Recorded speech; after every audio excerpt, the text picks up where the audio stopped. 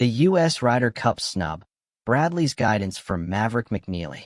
When a top-ranked American in the Ryder Cup standings is left off the team, what does he do? Keegan Bradley has felt that pain, too. Only now, as captain, he is the one doing the dialing. This is how it works, Bradley explains. First you get the call from the captain. There is a split second of doubt, but the timbre betrays the news rapidly. The discussion is brief, and the end is just there. For Bradley, who has heard those calls in previous visits as well, it was emotions laid bare. This one, however, he was on the other end of breaking the news, certainly the hardest of it for someone like Maverick McNealy, who is 10th on the U.S. points list. The decision.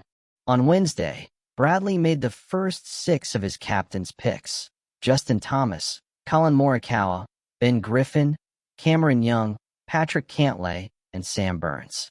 That is how Young and Cantlay and Burns, all of whom rank lower than McNealy, made it, and not McNealy. Pressed on McNealy, Bradley confirmed it was a tough call. He called McNealy amazing, but added that captains' picks typically lean toward players with Ryder Cup experience, as opposed to first-timers. And then he offered McNealy some advice. "I said you're allowed to be angry," Bradley said. "A lot of times I got out of these calls real mad. You can use this as fuel.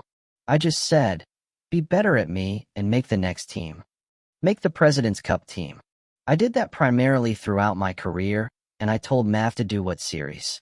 He did a really nice job of making a push to make this team, and it is a hard decision." Bradley wouldn't say whether McNealy was the toughest to leave off, or how many calls he made.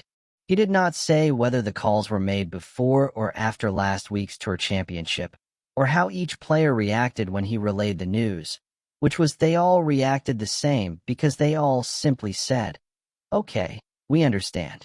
You never have any idea if you'll get another chance at it," Bradley said. "This could be the only opportunity. When you get that close to playing on a U.S. Ryder Cup side, thought to be the hardest team to make in all of sports, it is devastating not to." Bradley wasn't just giving bad news to others. He also won't play, playing second fiddle to McNealy in those rankings. "That call was made a long time ago," he conceded. "But Monday was tough for me. I was with the guys right there who never made it. I was bummed out.